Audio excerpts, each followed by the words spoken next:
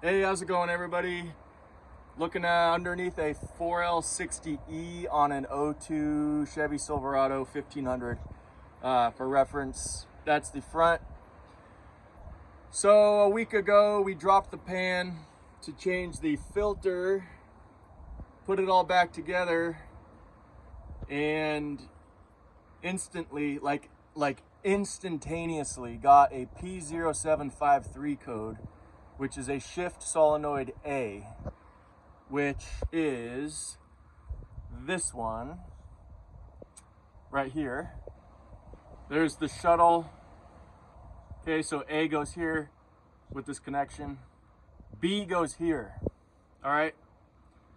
When I was dropping the pan, or trying to drop the pan, I tried to do it with the shift bracket on, which is this, and that did not work. I tried to, sorry, I just got transmission fluid in my eye. Oh, shit. I tried to finagle it out as best as I could with the pan on, and it didn't happen. I was doing a lot of knocking around back here with the pan, trying to get it over the exhaust, around the shift bracket, all this crap. Little did I know, long story short, week later of diagnosing, I hit this clip off, barely, and I'll show you when I install the new solenoids. This clip was barely knocked off. So I'll show you what I bought, what I did, what I diagnosed, and how it all kind of works. So here's the two solenoids. They're the exact same part. Here's the part number. Shift solenoid A and B, they're identical. They're the same thing. And A was giving me problems, okay?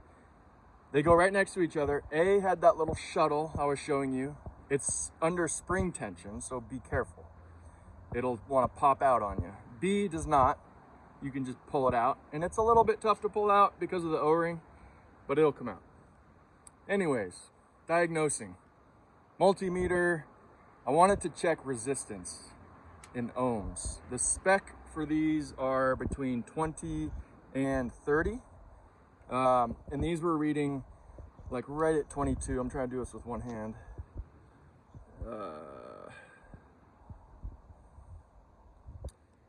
So I've got 22.2, and then I've got one hand. Come on, I just had it. And then I've got 23. It was like 22.3. You saw it there. Sorry, one hand. They're like identical. So that was fine.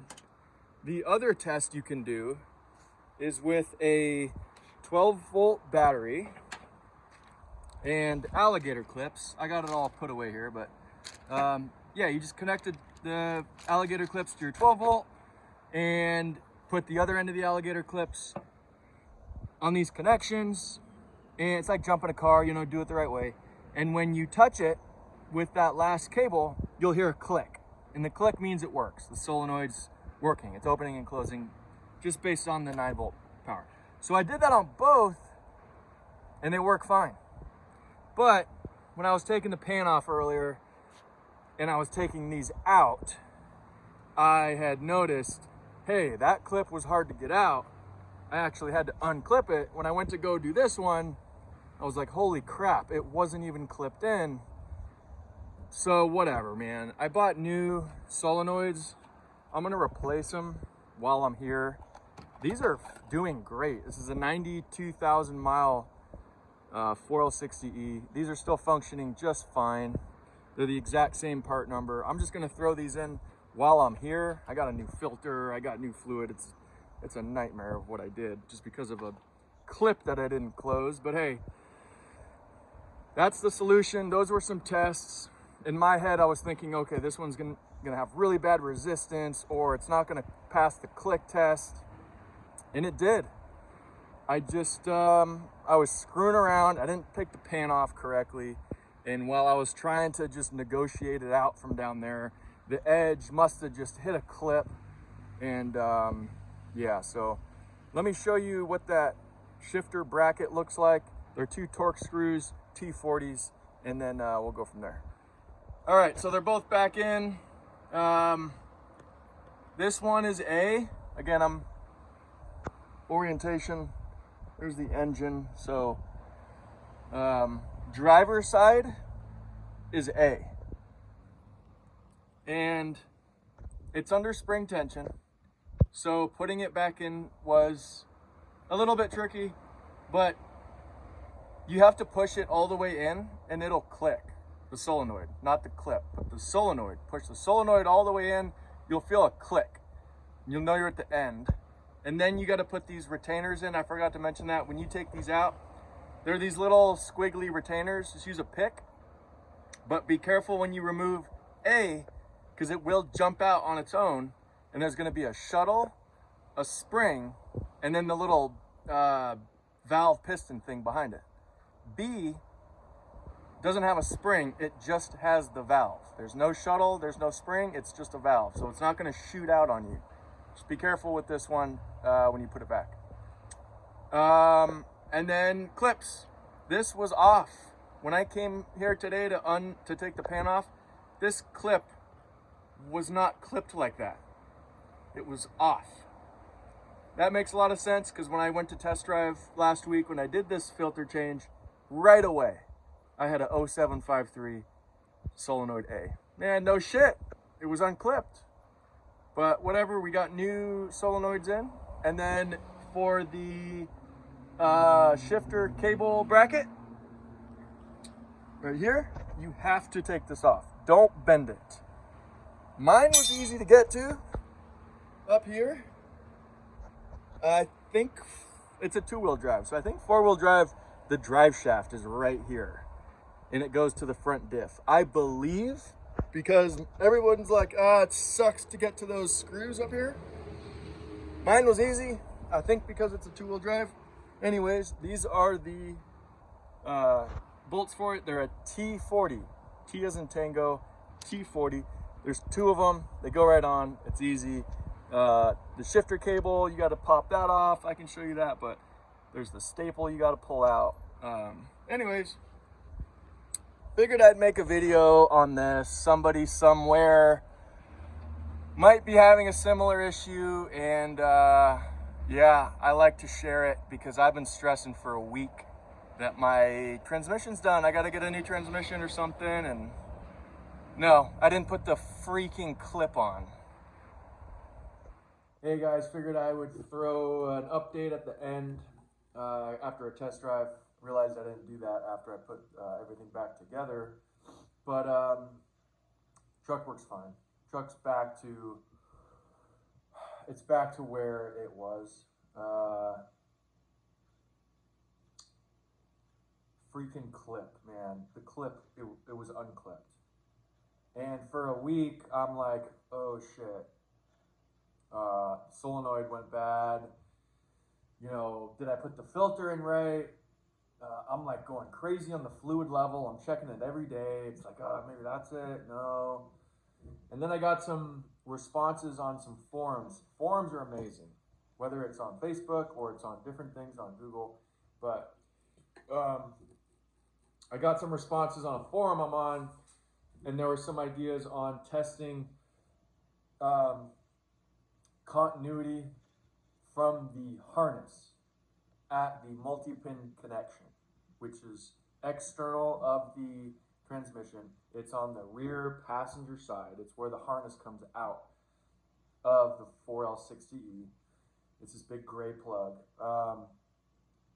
And the test is supposed to be you unplug it and you test continuity between the voltage and the solenoid A plug. There's a diagram, you can look it up, but that was one thing that somebody mentioned. I went to go look at mine and I couldn't.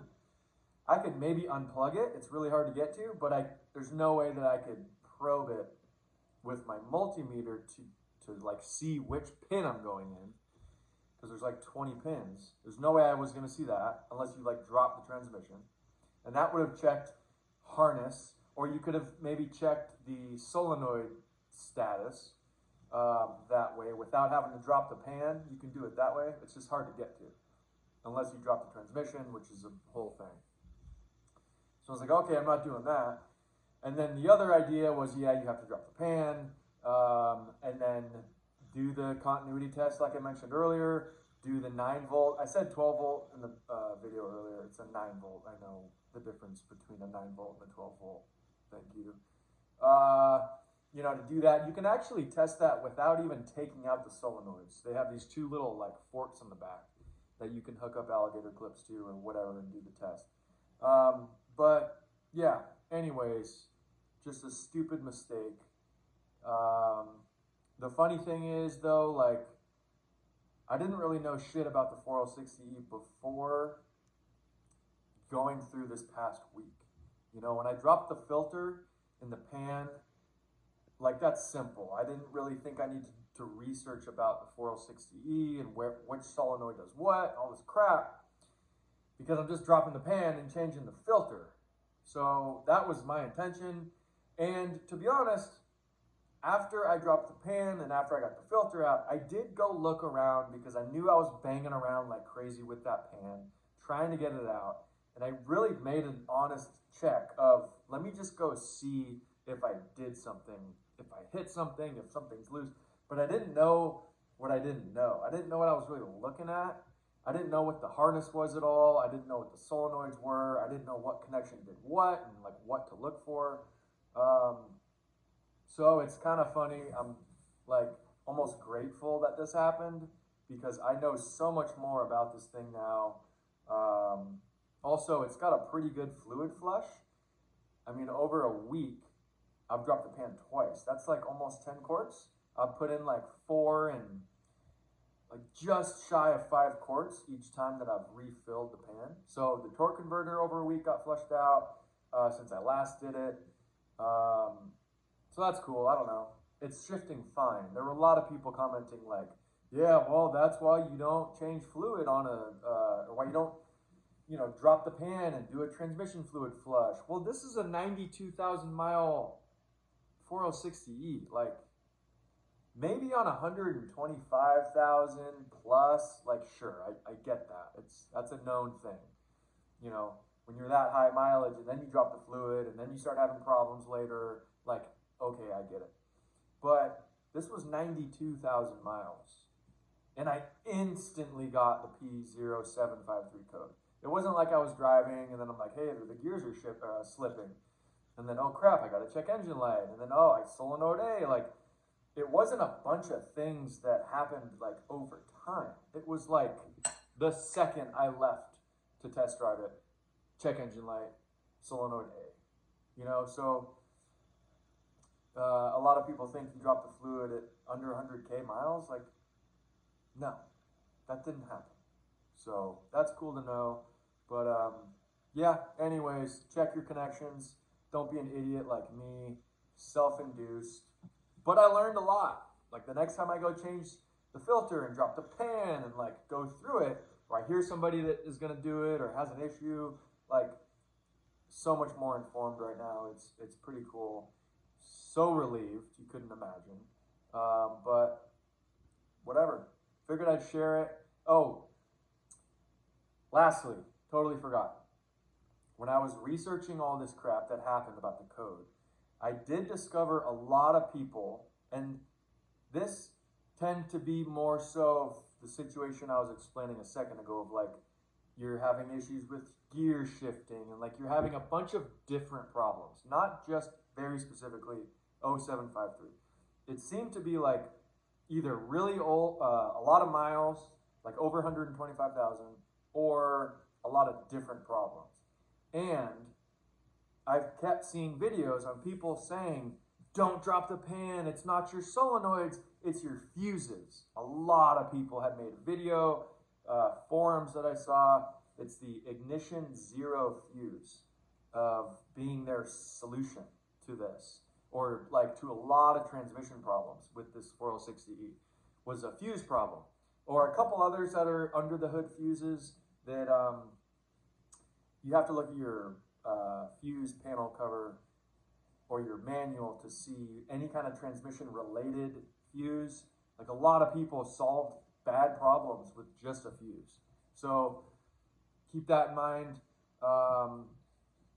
A combination of all of these things and like making sure the fluid level is good, you'll probably solve it. The only time you might not, I think, like based on everything I've gone through, is like a lot of miles. And there's just something going on with the valve body or the torque converter, you know, something, I don't know. I don't know what number it is. Maybe over 130,000, 150,000. Like, sure, there could be something else going on.